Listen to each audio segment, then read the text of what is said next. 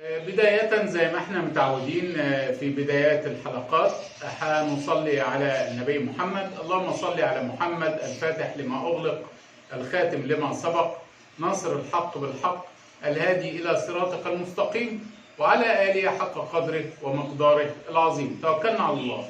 أحبائي، قبل ما أبدأ الحلقة كنت عايز أستشير حضراتكم وأخد رأيكم في حاجة، إن إحنا عايزين نعمل لقاء لايف. يا ريت علشان لو في أي أسئلة نرد عليها واستفسارات ونتناقش مع بعض.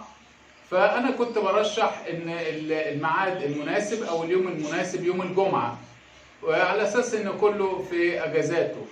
وبالنسبة للتوقيت ممكن تكون الساعة 8 مساء. فيا ريت لو الفكرة دي عجبتكم ممكن نعمل لايف، على أساس إن أي حد عنده استفسار ممكن بجاوبه في ساعتها. فيا ريت لو أسمع رأيكم في الموضوع ده. ابعتوا لي في التعليقات بعد نهاية الحلقة، أو ممكن تبعتوا لي على الواتس بتاعي اللي هو 0100 156 890 4. يهمني رأيكم جدا في الموضوع ده. لو حابين نعمل لايف ماشي، لو مش حابين ونستمر زي ما احنا كده برضو ماشي، إلا حضراتكم هتشوفوه. بسم الله نبدأ الحلقة. في اقتراح لقيته على طيور الزينة بالأردن، الأستاذ عبد الله مجدي. الأستاذ عبد الله مجدي بيقول: أكثروا من رش الماء البارد على طيوركم لتخفيف حرارة الطقس، وتأكدوا من تغيير مياه الشرب لأكثر من مرة. بارك الله فيكم. وبارك الله فيك يا أخي الفاضل. ولكن أستاذ عبد الله، مع احترامي لرأيك، احنا بس عايزين يعني نتناقش في هذه الجزئية. رأيي المتواضع ان هنا النصيحة بتاعت حضرتك الشق الأول منها أنا برى إن هو مش مظبوط. الشق الثاني ده مهم جدا، اللي هو تغيير مياه الشرب مرة واحدة في اليوم كافية، لأن لو عندك كم كبير من الطيور أنت مش هتقدر تغير لهم أكثر من مرة. هي مرة يبقى حاجة جميلة جدا، يعني لو كان في إمكانك هذه الجزئية. ولكن اللي أنا بعترض عليه اللي هو أكثروا من رش الماء البارد على طيوركم لتخفيف حرارة الطقس. بصوا يا أحبائي، أخطر حاجة استخدام البخاخ ورش المية على الطيور، خصوصا في فترة الصيف. صيف شتاء لا يجوز ان انت تستخدم البخاخ وترش على طيورك. ليه؟ لان انت كده بتعرضهم للالتهاب الرئوي، وبتعرضهم ان يخشوا في نوبات برد شديدة. هتقول لي ان درجة الحرارة عالية وانا بخفف عنهم. عايز تخفف عنهم، حط اناء استحمام زي ما قلنا قبل كده، ومدعم بخل التفاح النقي، علشان هما الطائر اللي عايز ينزل يستحمى هينزل يستحمى. ان انت كده حضرتك لما بترش عليه انت بتجبره ان هو يستحمى، او رشيت عليه ميه اعتقادا من حضرتك ان انت كده بتخفف عنه من عناء ارتفاع درجات الحراره. ولكن يعني انا هقول لك مثال بسيط. انت لو جاي من بره ودرجه الحراره بره مثلا 40 45، هل يعقل ان انت هتروح داخل اول ما تخش هتروح داخل تحت الدش الساقع، ولا هتستنى لما جسمك يهدى شويه وتخش تحت الدش؟ او مثلا انت رحت جاي من بره الجو نار بره، هتروح داخل على الثلاجه عندك، تروح حاطط ازازه الميه الساقعه على بقك، او كوبايه ميه ساقعه كبيره على بقك، مش هتنزلها غير لما تخلص. لا طبعا ده كلام مش منطقي ومش مظبوط. انت المفروض بتقعد، حراره جسمك بتهدى. اذا كنت عايز بعد كده تاخد اجراء، تاخد الشاور بتاعك، عايز تشرب كوبايه ميه بتشربها بهدوء وعلى مراحل، لان جسمك سخن. صعب قوي ان انت تروح مفاجئه بميه ساقعه. طبعا تشك ممكن يحصل مشكله ليك. فتخيل انت طائر بقى ضعيف وزنه 20 جرام لا يتخطى ال 20 جرام، انت فاجئته وهو واقف في درجه الحراره دي، رحت مديله ميه بخاخ ميه، وانت حضرتك كمان بتقول ماء بارد، يعني كمان انت يعني عايز ان احنا ندخل درجه بروده فيه. فده اجراء يعني انا شايف من وجهه نظري انه اجراء خطا. لو انت عايز رأيي المتواضع ان انت تقدم له اواني الاستحمام، هو ينزل يستحمى وقت ما يكون عايز وارجو ان انت تقبل رايي يعني باتساع الصدر. احنا كلنا بنتعلم من بعض. في سؤال كمان لقيته على كناري مصر من استاذ سعيد عطيفي، ارجو ان انا اكون بقول الاسم صح. سؤال لاهل الخبره. عنده فرخ عمره 5 أيام، وكان مواظب على انه بيديله بيض وفاكهه وامور جميله جدا، والمطهر المعوي بتاع الاولاد هنا هنقف. ولكن اليوم توفى العصفور، وهو منزل صوره للعصفور. هو بيقول ان هو نتيجه النقطه السوداء. النقطه السوداء بتبقى سبوت كده صغير موجود في اسفل الجسم او اسفل البطن، ولكن مش بالصوره اللي هو عاملها. الصوره اللي عاملها دي تدمير للكبد، مش الحقيقه مش نقطه سوداء خالص يعني. طبعا انا هنا عندي بس اعتراض ان هو بيقول والمطهر المعوي بتاع الاولاد. طيب احنا هنقول تاني، لو سمحتوا ما تدوش اي ادويه بشري للطيور. الطير ياخد ادويه بيطريه او طبيعي، انما هتديله ادويه بشريه زي ما قلت قبل كده. وارجع اقول الطائر وزنه 20 جرام، اقل طفل صغير وزنه مثلا من 7 الى 10 كيلو. ازاي انت هتحسب النسبه؟ ايا كان ما تقنعنيش يعني. هتقولي ده انا كنت بدي، وبعدين انت بتدي مين؟ بتدي الاهالي ولا بتدي الكبار؟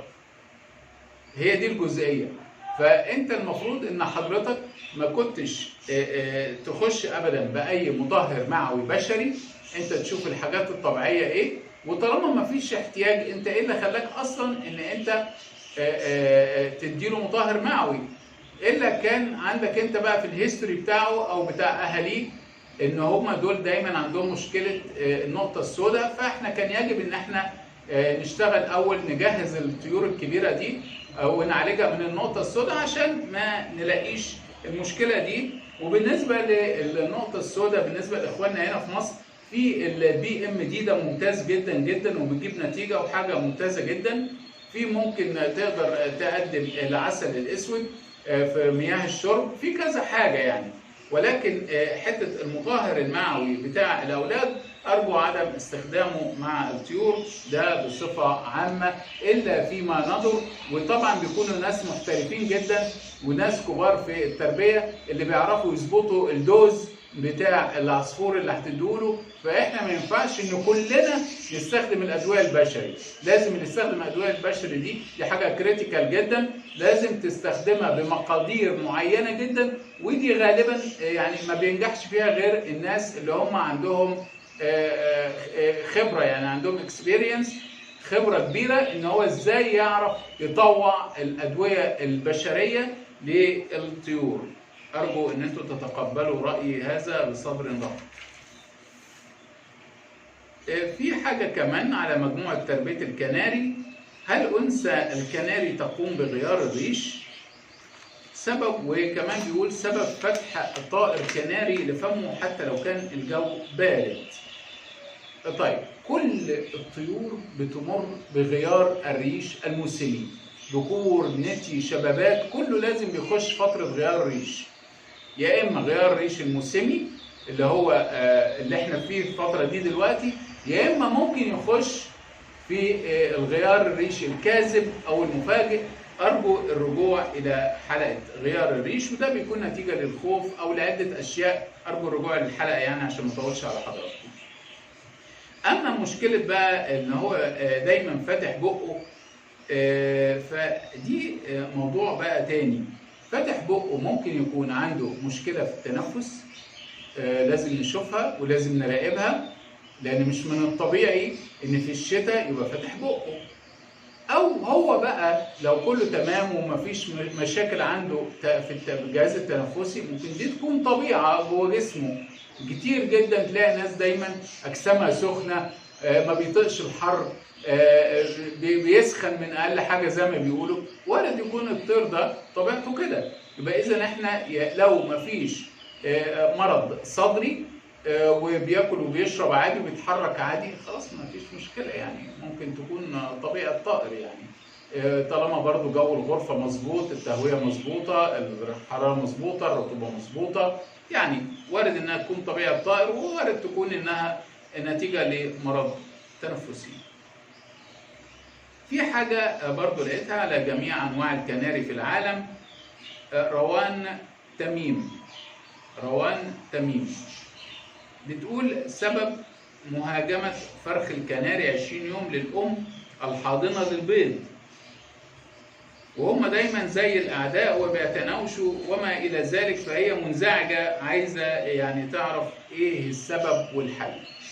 أولا هي الأنثى بمجرد ما رقدت على البيض، أنت حضرتك كان لازم تشيلي الزغلول وتحطي الفاصل، والذكر بيتولى إطعامه، أو الأم ممكن تقوم من على البيض تطعمه من بين السلك، من بين فتحات السلك.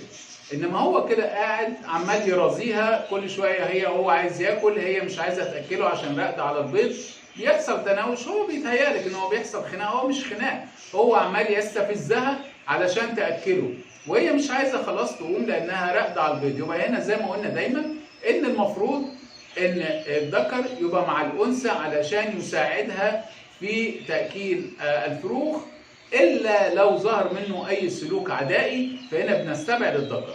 وممكن كمان إن أنت تحطي الذكر مع الزغلول ده في الناحية التانية، طالما هي النتاية خلاص رقدت على البيض يبقى الذكر هو لقح البيض، مفيش داعي لوجود الذكر مع الأنثى. أنت بتحطي الذكر مع الفرخ ده، هو بيأكله وبيراعيه وحتى يتجاوز هذه المرحلة ويبدأ يعتمد على نفسه يعني.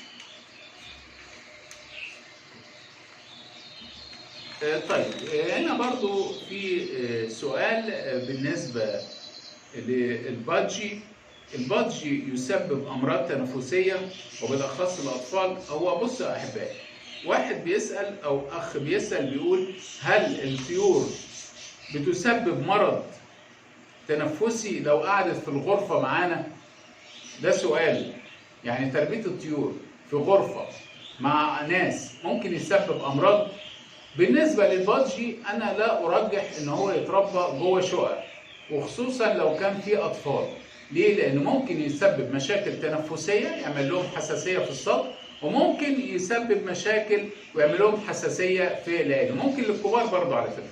علشان كده دايما تلاحظ الناس اللي بتربي بادجي بيربوها معظمهم في البلكونات أو على الأسطح، بيعملوا لهم أماكن مخصصة لكده. إنما جوه البيت بغض النظر عن كمان الدوشة اللي بيعملها لأهل البيت والريش والزغب اللي بيطير في الشقة، فهو ممكن يسبب حساسية.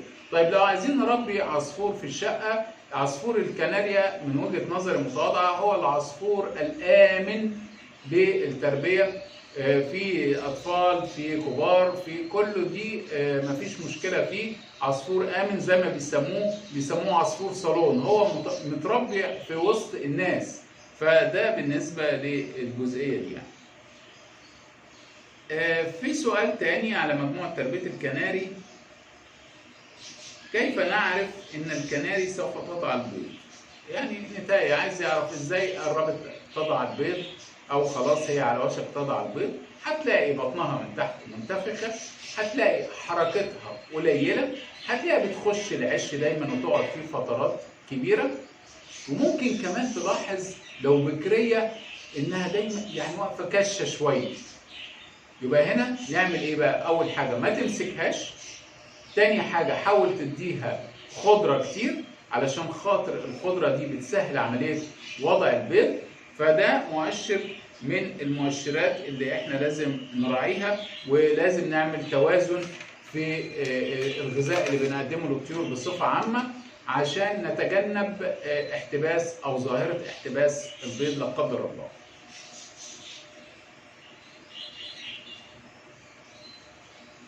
في سؤال برضو على طيور الزينة بالأردن من الأستاذة أحلام نجيب والي، كيف نحافظ على نظافة الطيور وما هي الطريقة التي نبعد بها الفاش عنهم؟ طيب يا أستاذة، أولا لازم التنظيف، يوم أو يوم لا تنظفي الطيور، تحط لهم يستحموا كتير خصوصا في الفترة دي، برضو إناء استحمام مدعم بخل التفاح النقي. تالت حاجة أو من الحاجات المهمة، لو جبت طيور من بره لازم تحطيها في منطقة العزل الصحي بعيدة عن طيورك خالص، وتراقبيها مع تقديم أواني الاستحمام، عشان لو فيها حاجة، لو لاحظت إنها بتهرش كتير، بتعمل في مشكلة عندها في تساقط ريش في غير موسم غيار الريش، يبقى كده دايما بتحك جسمها، تعرفي إن عندها مشكلة فاش، تبدأي تتعاملي معاها. وأرجو الرجوع لحلقات مكافحة الفاش، إن شاء الله حضرتك تستفيدي منها. أنا مش عايز أطول على حضراتكم، دي كانت حلقة كده سريعة، أرجو إن أنا أقدر أكون قدمت لحضراتكم ولو القليل. يا ريت برضو لو تبعتوا لي زي ما قلت، تقولوا لي إيه رأيكم لو عايزين نعمل لقاء مباشر أو لايف. شوفوا لو حابين الفكرة ممكن ننفذها. في الأخير أنا بشكركم وبشكر حسن الاستماع، شاكر لكم حسن المشاهدة. لا تنسوني من صالح دعائكم. سلام الله عليكم ورحمته وبركاته.